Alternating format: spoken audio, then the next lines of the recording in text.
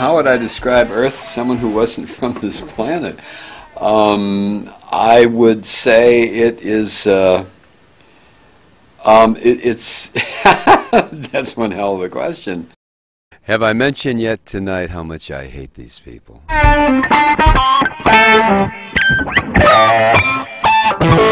Well, I guess I would tell them that we are not as crazy as we seem to be. We have crazy leaders. If this were a dictatorship, it'd be a heck of a lot easier. Just so long as I'm the dictator. But we're not as crazy. When I say we, I'm talking about all humanity. I would try to point out that while humanity was one family, we had been subdivided because of race or religion or geography or philosophy. But in fact, we were just one simple species. I would say that we probably represent what can go wrong with evolution when it's just left to flourish on its own. Because if you look at what human beings have done to the planet, even though we've had ample opportunity to correct things, we haven't. So I'm afraid it wouldn't be very optimistic what I would tell this visitor from another planet.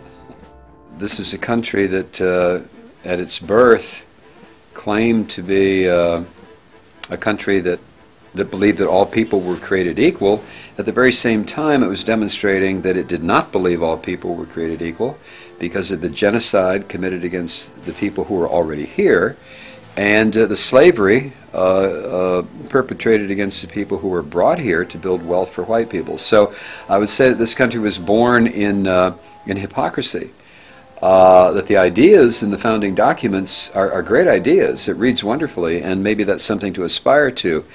And maybe I'm being too harsh a critic, looking back 230 years. But when it says we hold these truths to be self-evident, that all men are created equal, I'll accept the men being a generic term, but I can't dicker around with the word all when it says all men, all people are created equal, and then we buy and sell people at the beginning of this country. So it's a country that was formed in genocide and slavery, and very hypocritical or much hypocrisy. I think we've tried to go beyond that, but I would say that this country is eat up right now with consumerism or materialism or some of the wrong ideas, and also religious fundamentalism, which is another thing that's probably going to kill us. I don't know if I'm a spiritual person or not. I would counter by saying I'm a thinking person. If thought and spirit are equivalent, then okay, I'm a spiritual person, but I don't know what spiritual means. I believe in, as far as a spiritual foundation, that my life, anyone's life, is encapsulated in the moment of birth and the moment of death. That's life. There's nothing that precedes it. There's nothing that is an antecedent. It just, that moment exists. Unconsciousness or non-consciousness is the state, and I hate to say from whence we come, because we don't come from anywhere. We just any more than mud comes from someplace.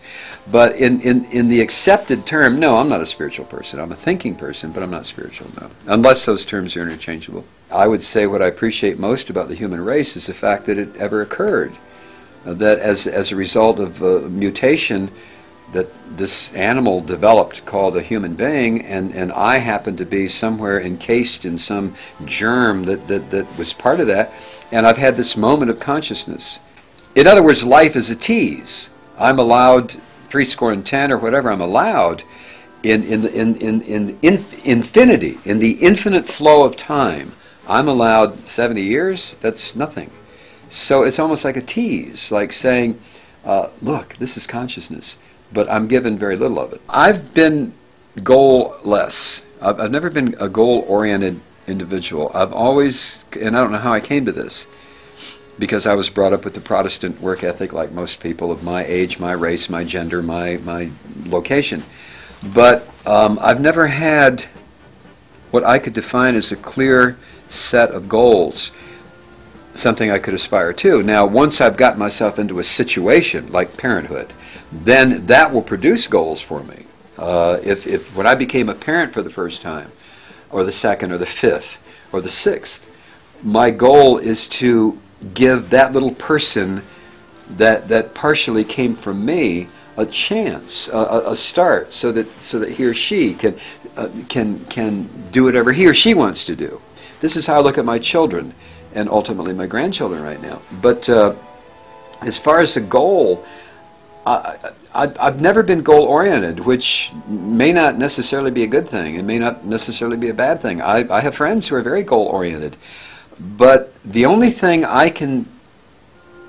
conclusion I can come to is if you are goal-oriented in a physical sense, then the goal is kind of ridiculous, because when you stop, whatever you accomplished no longer exists either. I mean, at least in your consciousness. So to be goal-oriented to me is just kind of ridiculous. And I'm not trying to be cute here, but I just think it's kind of ridiculous to be goal-oriented.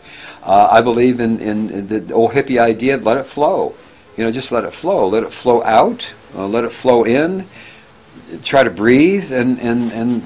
But goals, I don't think so. I don't know that people can do anything to make life in general or the environment, the mental environment, different for other people. I think that has to be done internally by every individual. In other words, it's almost like the wheel has to be reinvented with every birth.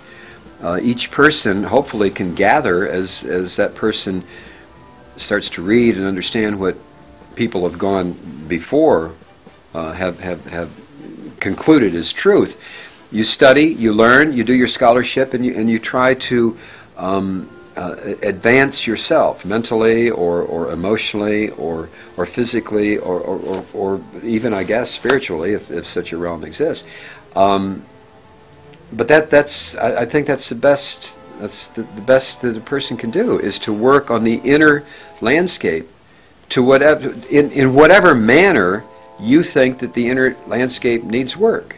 And beyond that, I don't know, because if you go beyond that, then you get into codification, you get into agendas, you get into structures, and again, if we're dealing in a temporal world, structures are kind of pointless. To me, they're just kind of pointless. The 60s to me ran from about 66 to 74, 75. And I wasn't very political during the first part. I was in shock through most of the 60s with the Cuban Missile Crisis and the assassination of John Kennedy, and ultimately the assassination of Martin Luther King and Bobby Kennedy, the attempted assassination of George Wallace. It just seemed like every time Medgar Evers.